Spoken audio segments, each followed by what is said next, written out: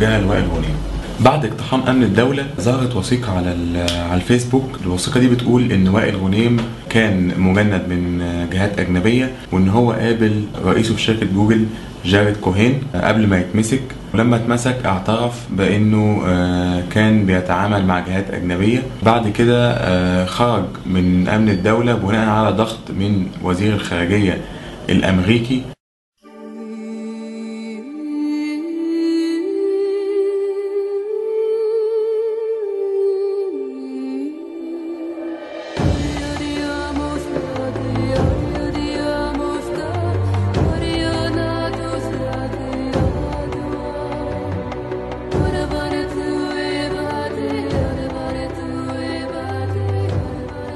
بعد ظهور الوثيقة دي على طول ظهر وثيقة تانية على صفحة كلنا خالد سعيد، وهي وثيقة كوميدية مكتوب، هي شبه الوثائق بتاعت أمن الدولة لكن مكتوب فيها كلام بشكل يضحك يعني.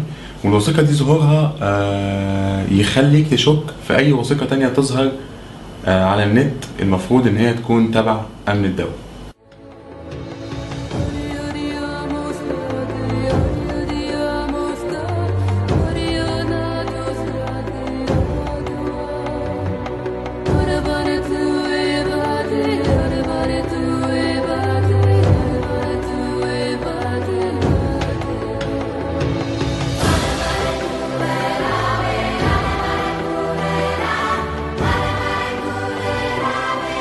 فبالتالي ظهور الوثيقة ديت يضعف مدى صحة الوثيقة اللي بتدين وائل غنيم. وأصبح ده التكنيك المتعارف عليه، إن أي تهمة توجه لوائل غنيم يتم تكذيبها من خلال حاجة كوميدية، فيديو كوميدي أو وثيقة كوميدية زي الوثيقة اللي طلعت بتاعت أمن الدولة.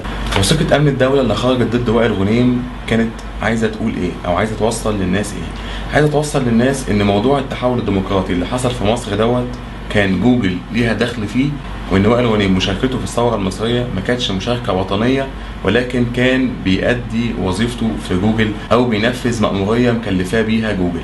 وبتقول ان جاريد كوهين اليهودي وهو مدير الافكار في جوجل نزل قابل وائل غنيم في مصر يوم 27. وائل غنيم لما كان مع استاذه منى الشاذلي قال ان هو اتمسك يوم 27 بعد ما كان قاعد مع واحد صاحبه في شركة جوجل، زميله شغال في شركة جوجل، بس ما قالش اسمه ايه وما قالش بلده ايه وما قالش عنه اي معلومات. قال بس ان هو كان جاي يزور مصر.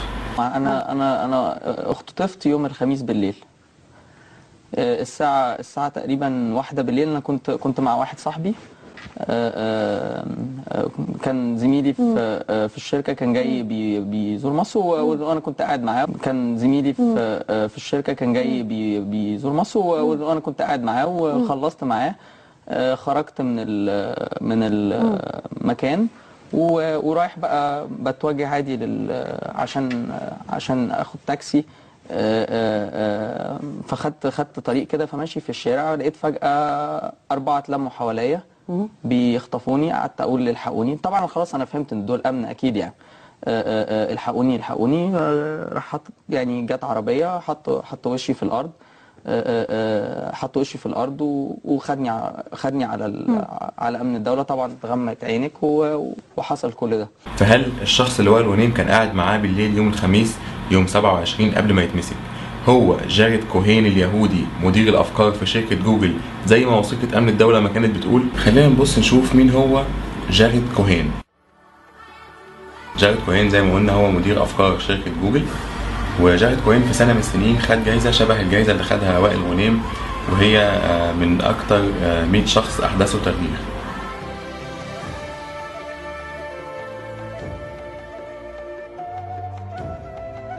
عايزين نعرف هل جاريد كوهين هو الشخص اللي كان قاعد مع وائل غنيم يوم 27 قبل ما يتمسك زي ما الوثيقة بتقول، ولا مش هو اللي كان قاعد مع وائل غنيم، ده شخص تاني. Now I'll tell you 2 quick stories that I think illustrate this, one from Tunisia and one from Egypt. And I was in Egypt during the revolution. Then I was in Egypt during the revolution. Then I was in Egypt during the revolution. جاريد كوهين هنا بيقول إنه كان موجود في مصر ساعة الثورة. And I remember I was in the streets of Egypt, and I asked a young person, I said, what got you into the streets? He said, I would have just watched this on Al Jazeera, and then Mubarak shut my internet down and made this my issue.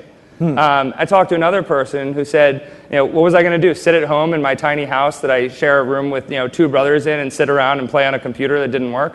Tap away on my phone, which also didn't work. I wanted to see what was going on. وبيقول ان هو سأل الناس المصريين هم نزلوا ليه، فقالوا له ان لما الانترنت والاتصالات اتقطعت فنزلوا الشوارع عشان خاطر يعرفوا ايه اللي بيحصل في البلد. فترة قطع الاتصالات في مصر كانت بداية من يوم 27 بالليل. يعني جاريد كوهين كان موجود في مصر من يوم 27 بالليل، وهو نفس اليوم اللي اتمسك فيه وائل غنيم، اللي كان وائل غنيم قاعد فيه مع زميله من شركة جوجل زي ما هو قال مع منى الشاذلي. اختطفت يوم الخميس بالليل الساعة تقريبا 1 بالليل. أنا كنت مع واحد صاحبي،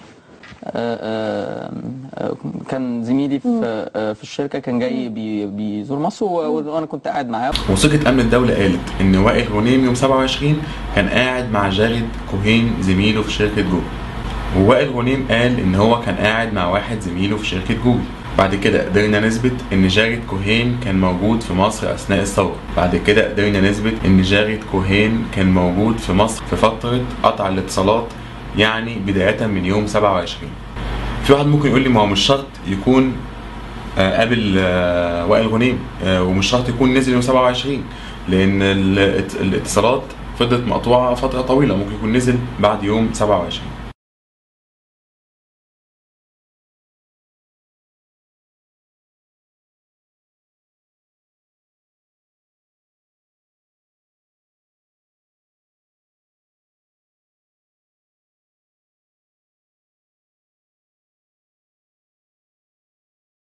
في حالة إن جاريد كوهين يكون نازل مصر عشان يقابل وائل غنيم، فده معناه إن جاريد كوهين ليه نشاط سياسي.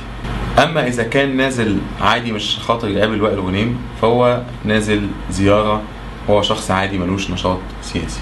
أما الاحتمال الثالث إن هو شخص ليه نشاط سياسي ونازل عشان ما يقابلش وائل غنيم في الثورة، فده حاجة غريبة. طيب تعالوا نشوف جاريد كوهين، هل جاريد كوهين ليه نشاط سياسي ولا لأ؟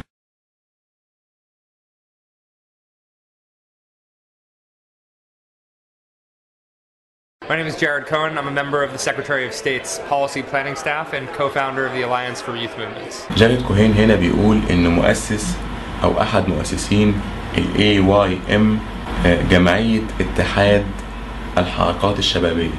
The Alliance for Youth Movements were chosen because they have a particular model at using technology to push back on violence. They have a particular model at using technology to advocate for democracy. هنا جاريد كوهين بيقول إن هدف ال AYM اللي هي اتحاد الحركات الشبابية، هدفها إن هي تستخدم التكنولوجيا من أجل المقاومة الغير عنيفة ومن أجل تحقيق الديمقراطية. إذن فكده جاريد كوهين ليه نشاط سياسي في تحقيق الديمقراطية والمقاومة اللا عنيفة، وده معناه إن وجوده في مصر في الفترة ديت ما كانش صدفة، ده كان نازل لهدف معين. وبما إن جاريد كوهين ليه نشاط سياسي وكان موجود في مصر ساعة الثورة، وإن زميله في الشغل في شركة جوجل هو وائل غنيم أحد أهم الأشخاص اللي شاركت في الثورة المصرية، فأكيد لما نزل كان نازل يقابله. لما يكون اتنين شغالين في شركة جوجل، الاتنين ليهم نشاط سياسي والاتنين مشتركين في فكرة التحول الديمقراطي، هل ده معناه ان جوجل نفسها ليها نشاط سياسي وان هي ليها دخل بفكرة التحول الديمقراطي؟ دي صورة من فيديو عبارة عن ندوة مشترك فيها جوجل مع فريدم هاوس. الندوة كانت عن هل الانترنت من الممكن ان تحدث التغيير. الفيديو دوت مرفوع على النت في 5 ابريل 2010، يعني قبل الثورة المصرية. تعالوا نشوف لقطات سريعة كده من الندوة وايه الكلام اللي كان بيتقال فيه. Today's talk is co-sponsored by Freedom House. ده الشخص اللي بيدير الندوة، وهو شخص مندوب من جوجل، او هو يعني حد شغال في جوجل، وبيقول ان الحديث بتاع النهارده برعاية فريدم هاوس. We're going to focus today's talk on the bigger picture of global internet freedom and the relationship between democracy and democratization and the internet. هنا الراجل اللي كان بيدير الندوة بيقول ان احنا النهارده في ندوتنا او في حوارنا هنركز على حرية الانترنت وعلاقة الديمقراطية والتحول الديمقراطي بالانترنت. People are going to find a way as they deepen their desire for freedom to get this information. I want us to help them. I want Google to help them.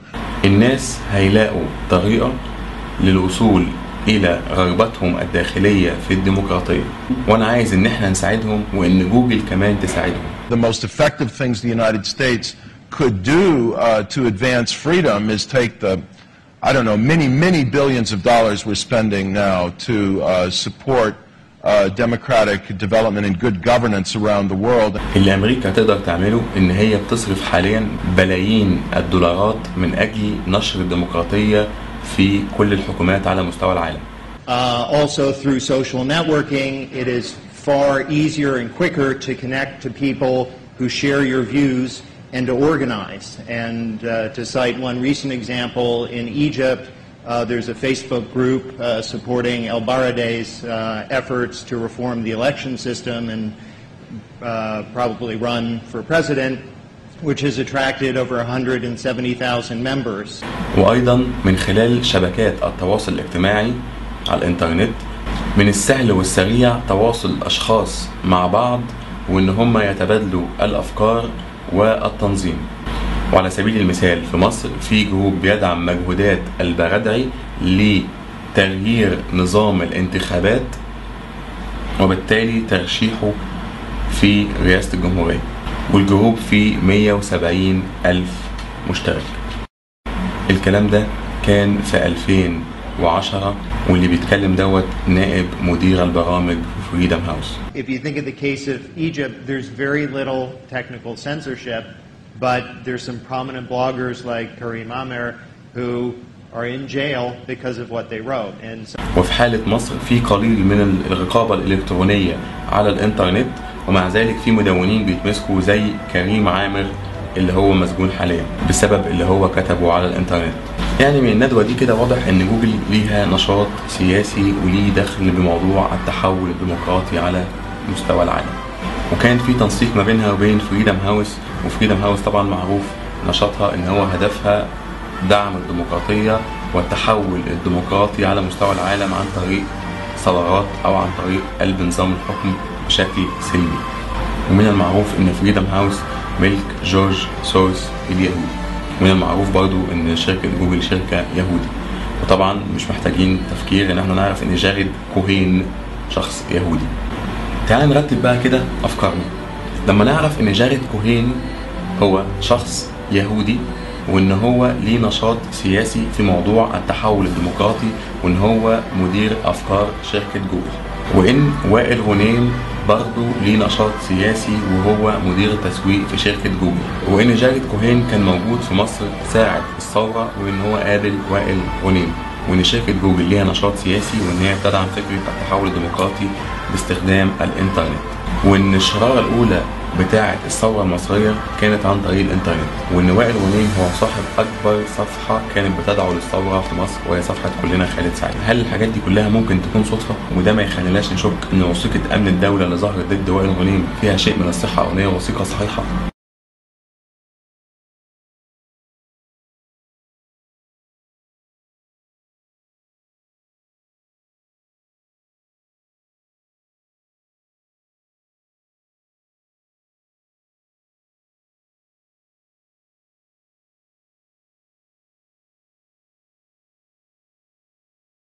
في نهاية الفيديو أنا ليا طلب عند الناس اللي شافوا الفيديو مقتنعين بيه، يا ريت تساعدونا في نشر الفيديو ده بالذات، يا ريت تساعدونا في نشر الفيديو ده بالذات على قد ما تقدروا. شكرا. والناس اللي مش مشتركة عندنا في الصفحة بتاعتنا VTV، اللوجو بتاعها هو اللي فوق دوت، وهتلاقوا اللينك بتاع الصفحة في الديسكريبشن أو في الشرح تحت الفيديو. يا ريت تخشوا على اللينك وتعملوا لايك عشان نقدر نتواصل مع بعض على طول. شكرا لكم.